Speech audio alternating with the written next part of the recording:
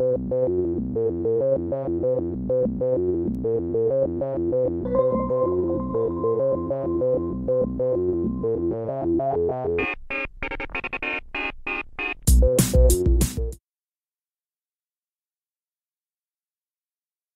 and welcome back to the History Hut. I'm Jim, this is Dr. K, and we're continuing our talk about Confederation. We've talked about the East, we've kind of talked about the middle bits. What about BC? Okay, the West beyond the West, that's where it is. So separated from the rest of Canada by the Rocky Mountains that we all fly over. Had been part of the Hudson Bay Company territory. It had a native, quite a high native population, probably about 30,000, and then about 10,000 others, British, American, people kind of left over from the gold rush, all that kind of thing. And, gold fever's over, but it finds itself to be in quite a lot of debt by the 1860s. In terms of politics, it doesn't have a legislature, it just has a partly elected legislative council and a governor with overwhelming powers, and this seems to be the problem. Some of the people in BC are like, oh, that governor has way too much power. So it's quite clear that in the 1860s, changes are a-coming. Change is a-coming. It's just not clear what BC is going to do. And of course, it has several possibilities. American annexation was popular. You've got Oregon to the south and Alaska to the north, and that's all American. Yeah. And the economy runs north-south as well, and it doesn't really have a lot of contact with the rest of Canada. But the people of BC, just like the people on the other coast, felt incredibly loyal to Britain as well. So you've got this loyalty to Britain, the possibility of American action, and no connection at all to Canada. It's just a world away, and for all intents and purposes, a kind of backwater. And of course, nobody's kind of found the way through the mountains yet. They're all stuck over there in La La Land. So clearly some serious changes about to happen. There is a pro-Confederation move. The leader of the pro-Confederation forces is a guy called Amour de Cosmos. And his name's actually William Smith. He's a Victoria newspaper editor. But I'm always quite happy because Kramer's name's Cosmo, isn't it? Cosmo Kramer. And I was going to name one of my kids that. I was like, oh, that'd be sweet. But cooler heads prevailed. So I wasn't named after a pro-Confederation leader. So anyway, he headed up the Confederation League the spring of probably 1868. This group wanted to join the Dominion, and in particular to have the same representative institutions that all the other provinces had, and most of all they wanted to reduce the powers of the governor, and the governor at the time was a guy called Frederick Seymour. And Seymour was seen to act in quite an arbitrary manner. He didn't approve of the Confederation League, of course, and he dissolved the elected part of the Legislative Council, just kind of proving how arbitrary he could in fact be. He's like, okay, is that what you want? Well, you can just all go home. And then it was said that he was going to give the vote to Americans that were resident in the area, so that they could be on the elected council to help him elect an anti-Confederation House. So in actual fact, the pro-Confederation League is defeated. But Seymour's death in June of '69, nothing, dodgy about it. It wasn't, kind of murdered by pro-Confederation assassins or anything, but just kind of died. That left the way open for a change of heart. And of course, we know that the British are quite happy to back the whole pro-Confederation move. So the replacement governor that's sent by the Colonial Office is Anthony Musgrave. And we've spoken about him in the past, too. We have spoken about him in the past. So he had trouble in Newfoundland, not being able to bring Newfoundland into Confederation. So he's told, okay, here's your last chance. Bring BC in or else. And so he knew that, he had to kind of take up the Cosmo's line. So in March of 1870, while the Red River negotiations are ongoing, the Legislative Council approved the terms for joining. And this is because there's been a lot of work in the background. MacDonald and Cartier were thrilled to bits, and the interesting thing is that BC doesn't actually ask for all that much to come in, and MacDonald and Cartier are like, no, ask for more. Ask for more stuff, because of course MacDonald wants to get the railway, which he sees as vitally important in imperial interest. And so BC says, well, okay, we want the regular things, take over our whopping debt, give us responsible government, give us a telegraph line, and maybe a little ox car road so that we can visit you every once in a while, and we're all yours. And Cartier, who's in charge of the negotiations, is like, don't be silly, demand a railroad. And not only that, demand it within 10 years. dollars. So, you know, get a railroad. And so the BC delegates, no fools them, say, well, okay, fine. That sounds a lot better. We demand a tiny road and a telegraph. And of course, the Dominion wants what it calls the Red Line route, not just an east-west link linking all of Canada together, but an imperial route that can be Canada's contribution to empire. And I'm sure that I've mentioned this before. It's an old idea to be able to, you know, move goods from one side of the country to the other, put them on a ship, get them to another part, round through the Suez Canal. I believe Iran just sent its ship through the Suez Canal, second time since 1979. It was like, yay! So through the Suez Canal, into the Med, and then over to Britain. So just is, you know, considered to be the kind of great imperial route. So this would just fit perfectly in with Macdonald's plan. So Ottawa agrees to BC's demands, and the new province joined, and it's also given control over its own crown lands. Now this makes things really different and very difficult, because most of the First Nations claims in BC today are all down to this, because normally in other parts of the country the government used crown lands to make reserves. But because it handed the crown lands to BC, it had no kind of power then to insist that, you know, reserves be handed out. So it does actually become a modern day issue. Even the boundaries were set. You get Alaska in the north and the crest of the Rockies in the east, and then by a treaty that we're going to talk about in a minute, the Treaty of Washington, the international boundary with America is extended along the 49th parallel from the Rockies to the Straits of Juan de Fuca. Yes, to Juan de Fuca. BC is given more MPs than it should have received. It gets 6 for coming in instead of 3, and that becomes important later on. 7. Yeah, I know, it'd be like, I want 10. It's a nice round number. And they get 3 senators, and a mostly delighted BC joins in July of 1871. But it's quite funny because the Attorney General of BC says the Canucks have won, and last time ever. The Canucks have won, and you know we're kind of been taken over, and then they go and name their hockey team that later on. So that's kind of funny. So BC had been carrying the largest per capita debt in British North America, just over $43 a head, and so Macdonald has to, you know, do a couple of contortions to actually give BC enough money.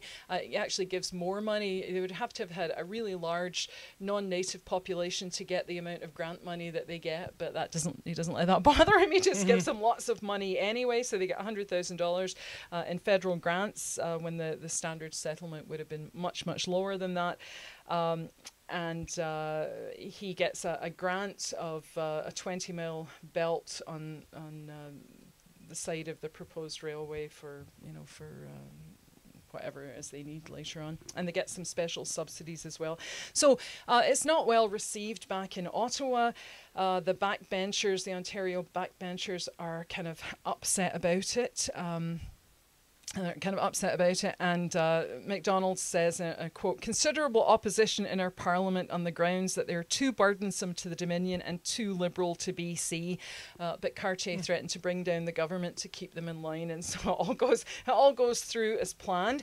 And in 1880, the British government transferred their Arctic territories to Canada, and so the expansion in the north and the west was now complete. So we get the Arctic territories, and of course nobody was really sure what you should do with the Arctic territories at all. They're like, you know, I mean, William Seward for the States, when they got Alaska, said, well, we've just bought this polar bear farm, like what are we supposed to do with it? But of course they didn't know that one day Sarah Palin would live there and make it an incredibly famous place, right? Yeah, you know, absolutely. Or that you could see Russia from her kitchen window or whatever it was that she claimed. So that's the kind of nation building in the West. But while that's going on, there's also a conference taking place, the Treaty of Washington. It's really about the UK and the USA, but Canada has Macdonald down there as one of the commissioners. And of course, this is our first kind of big, trotting out onto the international scene since we've become the Dominion of Canada. And so a lot of people are expecting a lot from it, but it's not really about us, and that's probably the why it's problematic. So it's about the UK having built Confederate ships in Britain, and the Americans want some money for that. The Americans also want free navigation of the St. Lawrence. They want possession of the island of San Juan in the Portland Channel, and they want the rights, American rights to fish in Canadian waters. So they want a lot of stuff from us. And Canadians want damages done for the Fenian raids. So we're like, yeah, we've got one as well. So on the question of money for the shipping, that's referred to an international tribunal in Geneva, and the US is awarded about $15.5 million. On the question of the Canadian fisheries, they're open to the US for 12 years, but Canada's awarded over $5 million in compensation. So that's quite good. The San Juan dispute sent for arbitration and awarded to the US, and then the US has awarded free navigation of the St. Lawrence, and the Canadian government got free navigation of Lake Michigan and some other river systems. And the question of Fenian compensation was dropped completely, and McDonald's mad, but of course, you know, I doubt it'd been a really serious thing in the first place. So he has to sign because he's one of the 5 British commissioners. So he signs and he says, for the sake of peace and for the sake of the great empire of which we form a part. So he signs that. That's great. Returns to Ottawa. And he has to kind of admit that nothing much has changed. You know, he's just one of the boys at the table. He's not really at the grown-ups table yet on his own. And he's absolutely taunted in the House. And, you know, people are like, oh, you're pathetic. And he just remains stoic while they ridicule his policies, the opposition, and his character. And they talk about, you know, the promise of the railway in 10 years and how...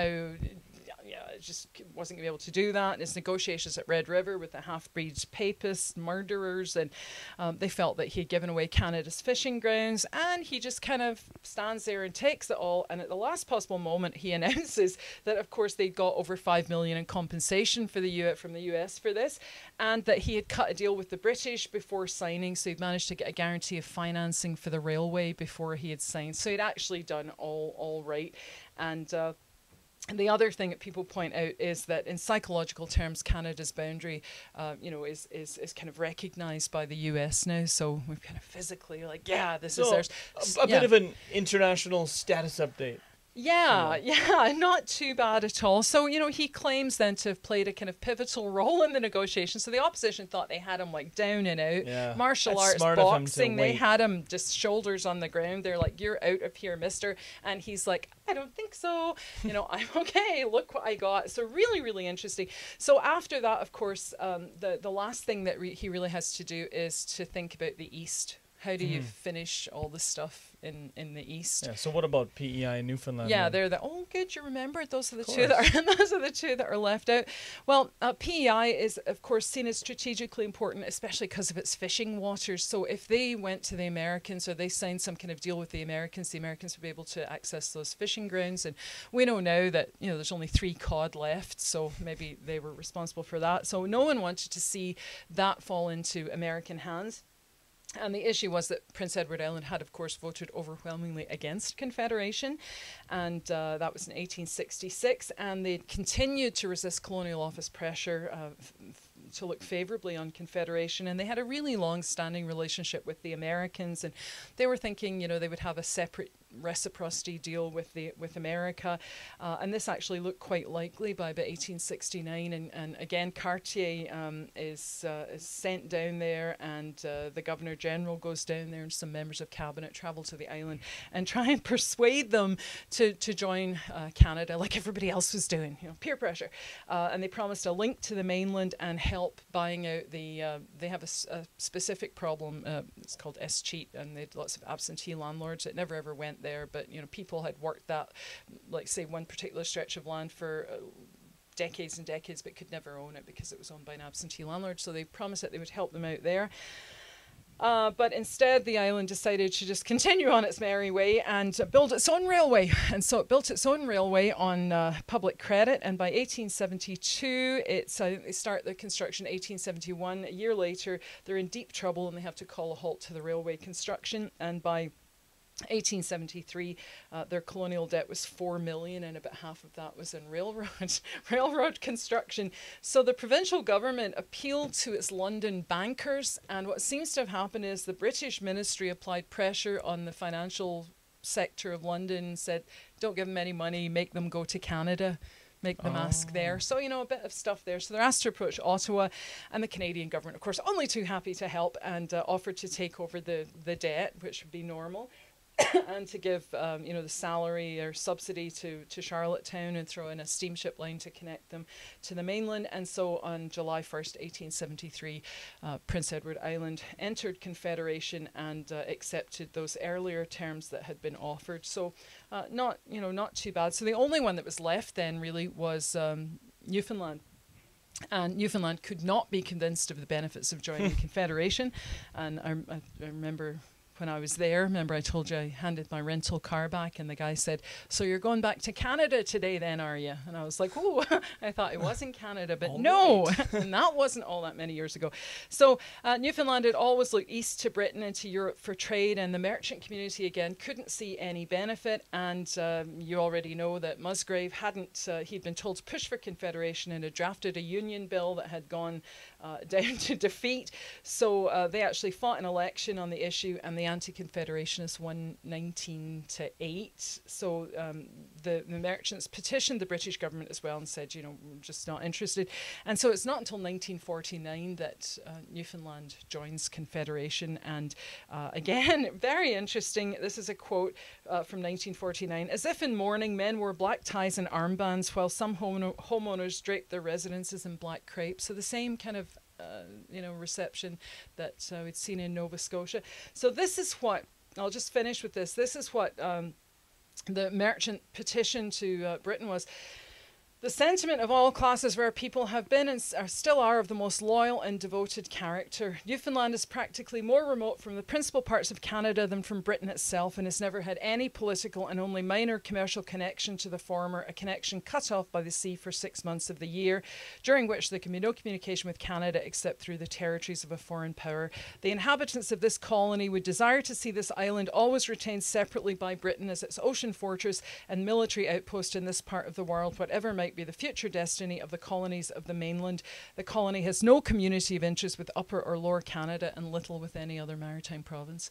Fairly clear there, and that's why they don't come in. So you know, by 1873, Canada is BC, Manitoba, the Northwest Territories, Ontario, Quebec, Nova Scotia, New Brunswick, Prince Edward Island. 1880, you get the Arctic added in. So you know, in terms of the physical nature of the country, we've got just about everybody except for the Rock.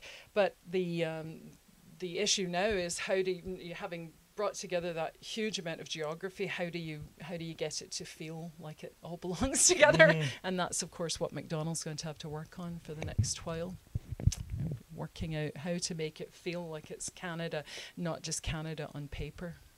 We don't want a paper Canada, we want a real Canada. If only you'd known all you had to do is invent ice hockey, then it would have been fine. Okay, so that's it. I'm not talking anymore. That's it. She's done. She's done, folks. She's finished. Oh, and I'm finished. Yes, that's Confederation done. And I'm done as well. I too am finished. So we'll wrap up this episode of the History Hut Canada, and we'll be back with some more Canada another time. Canadiana, you silly Billy. Canada. That's the new thing. That's the new term for it, the Dominion of Canada. That sounds silly. Well, okay, bye. We'll see you next time.